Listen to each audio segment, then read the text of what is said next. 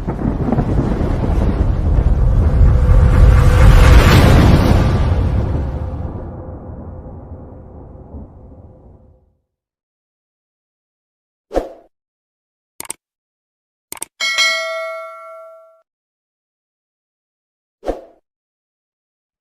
Hello வணக்கம் friends. இப்போ நம்ம எங்க இருக்கோம்னு பார்த்தீங்கன்னா சோலார் பஸ் ஸ்டாண்ட்ல தான் இருக்கோம். நான் உங்களுக்கு காட்டுறேன். சோலார் பஸ் ஸ்டாண்ட் திறந்ததுலேருந்து நான் இப்போதாங்க ஃபர்ஸ்ட் டைம் வரேன். உங்களுக்கும் காட்டுறேன் பாருங்க. ஏங்க நல்ல பெரிய பஸ் ஸ்டாண்டுங்க. ஆனா என்ன ஆளுங்களை தான் காணோம். இது நம்ம ஈரோடு மெயின்ல இருந்து ஒரு 5-6 கிலோமீட்டர் வரும்னு வச்சுக்கோங்களேன். பஸ் எல்லாம் போகுது. இந்த கரூர், திருச்சி, தஞ்சாவூர், மதுரை அந்த சைடுக்கெல்லாம் பாத்தீங்கன்னா இங்கிருந்து போய்க்கலாம். இங்கதான் வந்து பஸ் ஏறணும். நிறைய பேர் சொல்லியிருப்பாங்க, நானும் ஒரு வாட்டி சொல்றேனே. பார்க்கிங் வசதி எல்லாம் நல்லா தாராளமாவே இருக்குங்க. டூ வீலர்லாம் நல்லா பார்க் பண்ணிக்கலாம்.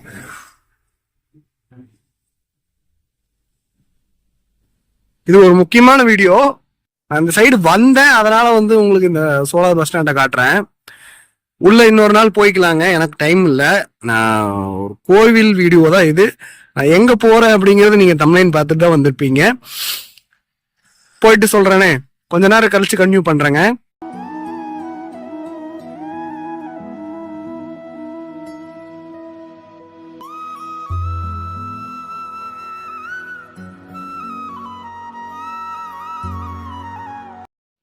ஹாய் காய்ஸ்,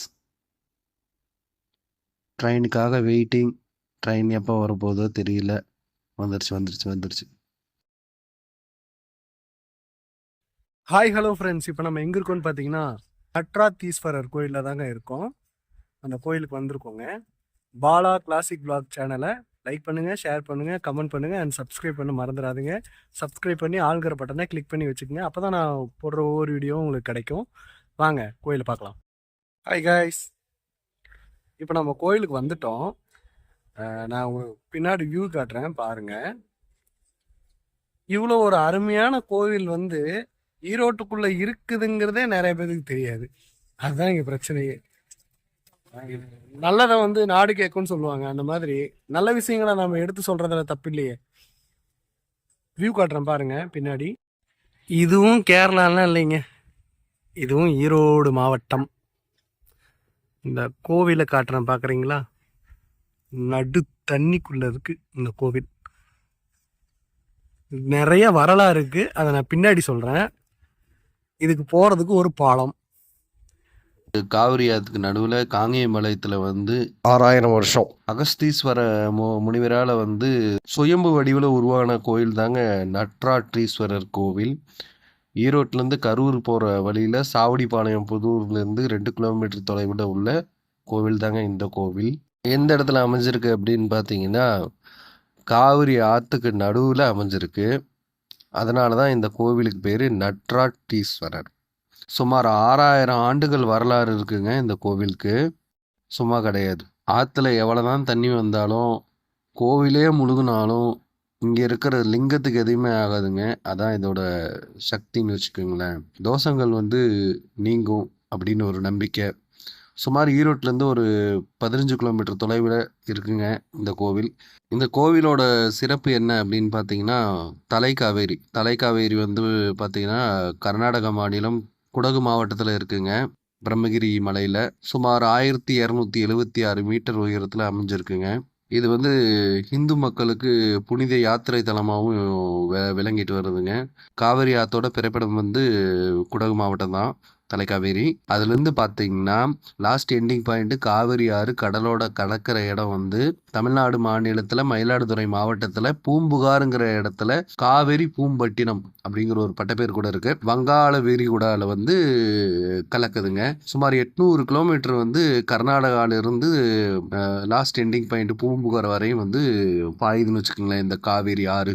மொத்த நீளம் பார்த்தீங்கன்னா 800 கிலோமீட்ரு. கர்நாடகாவில் வந்து 320 கிலோமீட்டரும், தமிழ்நாட்டில் வந்து 416 கிலோமீட்டரும் வந்து பாயுதுங்க இந்த காவிரி ஆறு. இந்த காவிரி ஆறுக்கு பொன்னி நதின்னு இன்னொரு பேரும் இருக்குங்க. இந்த காவேரி ஆறுக்கும் பூம்புகாருக்கும் நடு சென்டர் பாயிண்ட்ல இருக்கிறதாங்க இந்த கோவில். அதனால தான் இந்த கோவில் பேரு நட்ராற்றீஸ்வரர் கோவில். இதாங்க இந்த கோவிலோட சிறப்பே.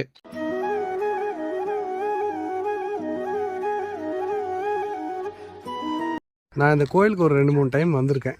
ஆனால் கோயிலுக்குள்ளே போனதில்லை. ஒரு நாள் போகிறேங்க. கோவிலுக்குள்ளே வீடியோ எடுக்க முடியுமான்னு தெரியல, அலௌடான்னு தெரியல, பார்க்கலாம். அப்படி எடுக்க முடிஞ்சால் நான் காட்டுறேங்க.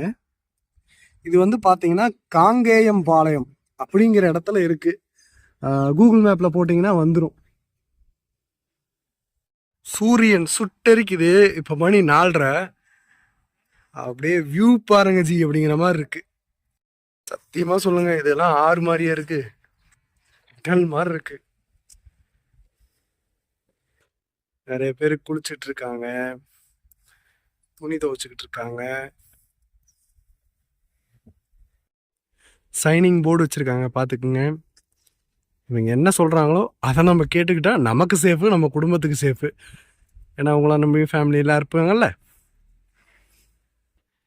பார்க்கிங் வசதி எல்லாம் ஒன்றும் பிரச்சனையே கிடையாது, சூப்பராக இருக்கு. கார்ல வந்தாலும் சரி, பைக்ல வந்தாலும் சரி, எந்த ப்ராப்ளமும் இல்லைங்க. ஃப்ரேமு, ஒவ்வொரு ஃப்ரேம் அப்படியே செதுக்குன மாதிரி இருக்கு. ஃபோட்டோ ஷூட் பண்ணுறதுக்குலாம் பயங்கரமான இடம். கோவிலுக்கும் வரலாம், ஃபோட்டோ ஷூட்டும் பண்ணலாம்.